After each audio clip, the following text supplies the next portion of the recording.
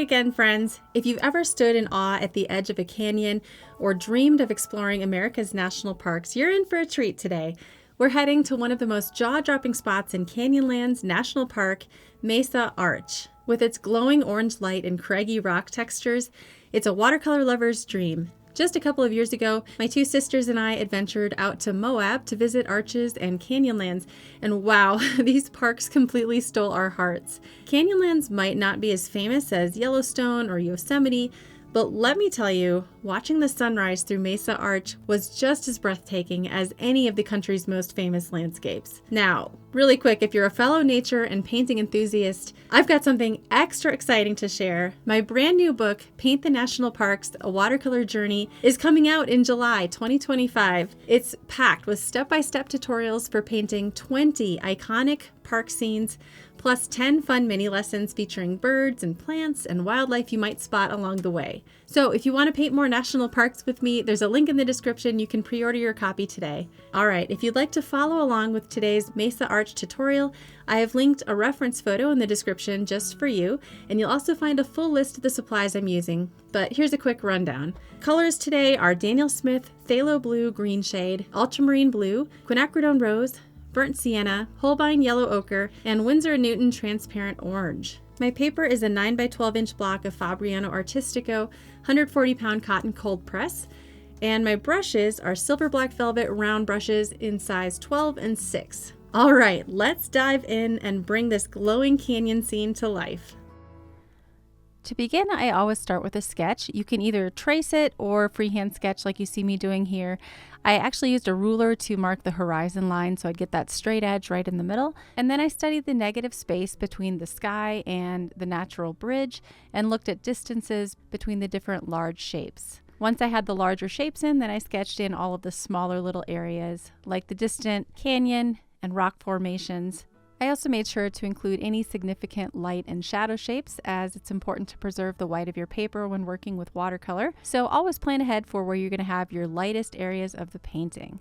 With my sketch finished, I turned my paper upside down and I decided to start with the sky. Now I am combining both the arch and the sky in the same first wash. So to do this, I mixed up two separate puddles of color. One is transparent orange, pretty much just pure color straight out of the palette in a pretty milky or thick consistency. And in the second puddle, I mixed up phthalo blue, again using a fairly milky to half and half consistency with that. And I have two separate brushes here just to keep the colors pure. So I started with a silver black velvet size 6 round brush and just painted in a flat wash, carefully staying within my pencil lines on the underside of the arch. Now, if you are working upside down, it's helpful to flip your reference photo upside down as well, just so you have a better idea of where to stop with the orange. So you can see I'm stopping the orange right about a third of the way down. Now, while this is still wet, I need to grab my second color to ensure a soft blend between the two. So with my phthalo blue, I just barely touch the edge of that orange and let the two colors blend naturally on the paper. And then I just work my way down using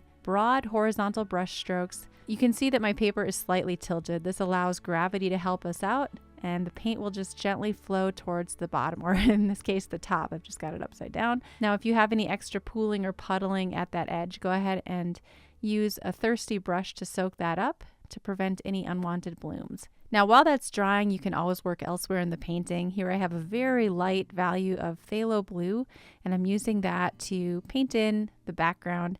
I'm mixing in a little bit of yellow ochre for more of a greenish hint in the background and a little bit of burnt sienna for the earth tones there, keeping the values really light. To create the illusion of atmospheric perspective, it's best to work with very light values for the things that are most distant, and in your foreground or areas that are closest to you, you're going to gradually work your way darker with your values. So these mountains that are a little bit closer to us, I'm using more specific shapes and darker values. Really quick, if you feel like this video is maybe moving a little bit too fast, the fully narrated real-time version of this tutorial is available through Watercolor Mastery. Watercolor Mastery is a monthly membership which includes over 200 real-time tutorials and my very popular daily challenges, which are released every single weekday for the entire calendar year. Within the membership, you'll find all kinds of subject matter like landscapes, birds, animals, flowers, still life, and even some plein air painting instruction. So I hope you'll check that out. There's a link in the description. All right, let's get back to the video. Now it's okay to keep these first layers loose and painterly. I'm using my large size 12 round brush. Using a larger brush is actually a really great way to ensure that you're not going to be doing too much with details too soon. This is a nice watery mix of yellow ochre and burnt sienna. And I'll be using this to paint in all of the lightest areas on the rocks, with the exception of a few of those edges where I'm just going to preserve the white of the paper. While that's still wet, I actually am blobbing in some brilliant orange, and it's actually creating the effect of sunlight dancing on the edge of those rocks.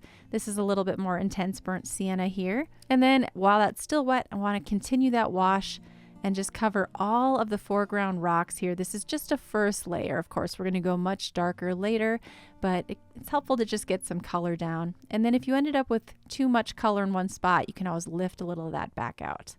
Now coming back to the arch here, I'm just taking some burnt sienna with a little bit of transparent orange and painting that in across the arch again. I want to make sure to preserve the brilliance of that orange, so I don't cover up too much of that. But it is important to leave some of your underlayers shining through, even in the darker arch area.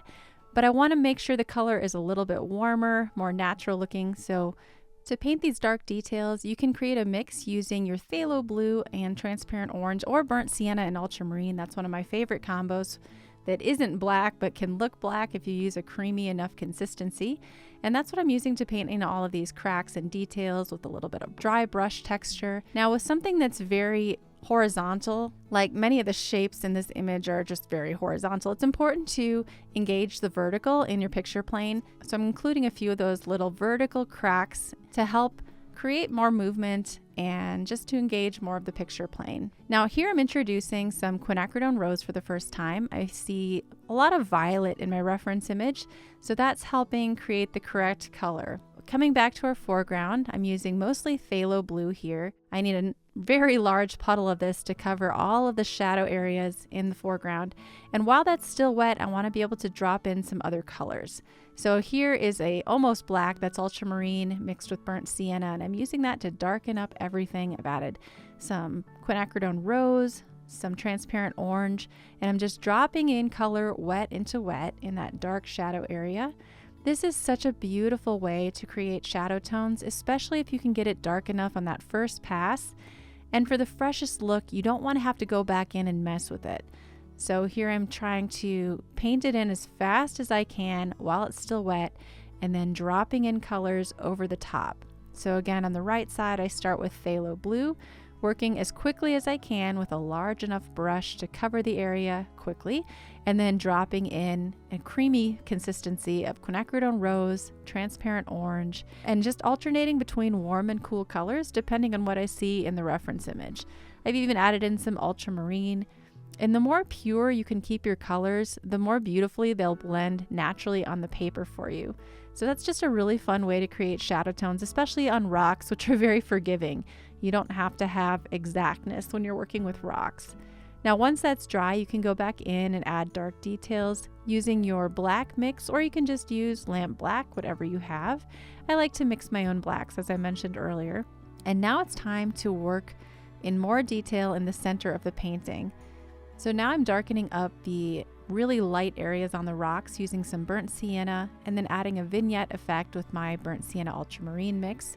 Now the arch needed to go even darker, so I added a second layer with quinacridone rose, a little bit of burnt sienna. And then for the center, it's almost like the arch and foreground are framing this image. It's just the most beautiful thing. So I need to add a few more details to the distant landscape to make it more convincing and just to really help it feel vast and expansive. So I'm still working with fairly cool color temperatures, meaning more blues, and that's because I want it to feel like it's pushing back in space. Then with the cliffs that are closer to us, I use burnt sienna, warmer color temperatures, and of course that's going to help it feel like it's closer to us. Now I'm not going overboard with the details. I'm trying to be quite suggestive with those cracks and light shapes, but it is important to leave some of these areas of the paper showing through so you have that transparent, vibrant look of a watercolor painting. And then for some final details, I just add a few more cracks to the foreground rocks. Again, I want to engage the verticals, and I want to have angles. I want to have leading lines that are sort of pointing to our focal point, which of course is the arch itself and the center of the painting. So these little cracks really help with that. If any of these details feel like they're just standing out too much, you can always take some clean water and brush them out like this. So there it is, the finished Canyonlands Mesa Arch painting. I had so much fun painting this. Again, if you want to follow along with the full tutorial, that's available at watercolormastery.com.